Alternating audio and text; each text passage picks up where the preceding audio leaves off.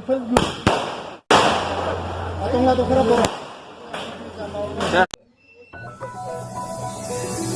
बिजोंनि आलादा बिथोनखौ बरायदों टंला बर' फरायसा आफादा। हाबाफारिखौ आलारि बाथि फोजोंना बेखेवो टंला प्राइमारि बर' थुनलाइ आफादनि आफादगिरि सुकुराम बर' बिथाङा। लोगोसे थुनलाइ आफादनि मावथि फोरोंगिरि आरो बिबुंगोरा बिथांमोना बाहागो लायो।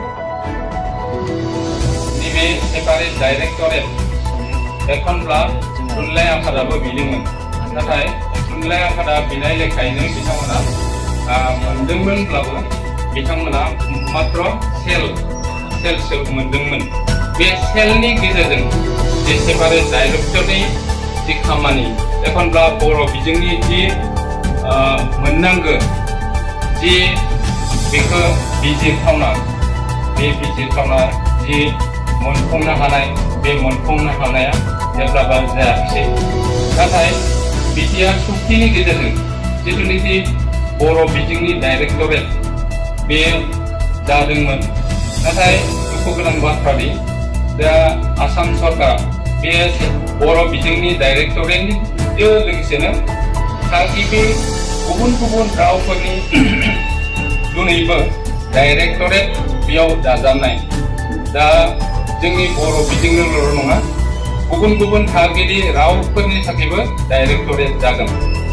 नाथाय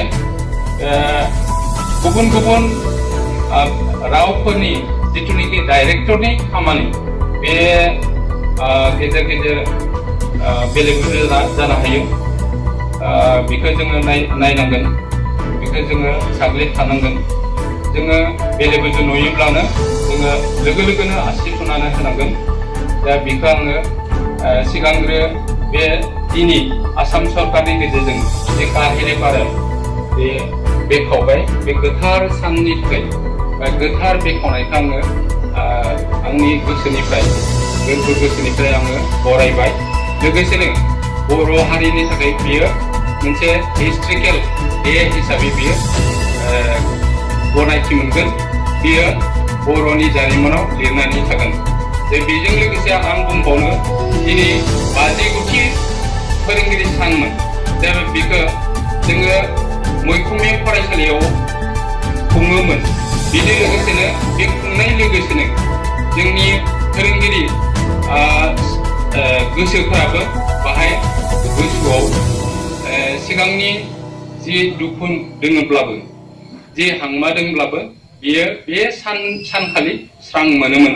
नाथाय दुखुनि बाथ्रा दि भारत हादरखौ लानानैनो बुहुमाव गासैबो हादोरावनो बे सन्देरग्रा बेमार COVID-19 बायदि सन्देरग्रा बेमारा जागासिनो दङ। बे सुबुं माहारिनि थाखाय बेयो गिथावना बेराम। बेखायनो फरायसालि बायदि बे इडुकेसनेल इन्स्टिटिउसनफोरखौ बे दिन्थ'नाय जादों। दा बेखायनो फरायसालिनि फरायसाजों लोगोसे फोरोंगिरिफ्रा फरायसालियाव थांनो मोनाखै। बेखायनो बे फोरोंगिरि सानखौबो दिनैनो जानो गोनां फोरोंगिरि सानखौबो बेखौ खुंनो मोनाखै। नाथाय गोसो गुदुं फरायसाफ्रा जायगा जायगा खुंनायखौ आङो टिभि आरो फेसबुकफोराव बेखौ नुनो मोनदों। जायखि जादोला जोंनि बर' हारिनि थाखाय जारिमिनारि दिनै साना लिरनाय थागोन, जारिमिनाव लिरनाय थागोन। बेजों लोगोसेनो बे दिनैनि बेखावनायनि उननिफ्रायनो बर'नि राव, बर'नि बिजोंफ्रा दावगानायनि लामायाव दङ। आङो गुबुनखौ बुङा, बारा बुङा, नाथाय आङो मोननैसो बाथ्रा बुंनो लुगैदों। जोंनि गेजेराव बर' शक्तिखौ जिथुनिखि गोजोन शक्ति होननानै बुंथिनाय जायो। बे गोजोन शक्तिखौनो खायफाया बरायनो बायो।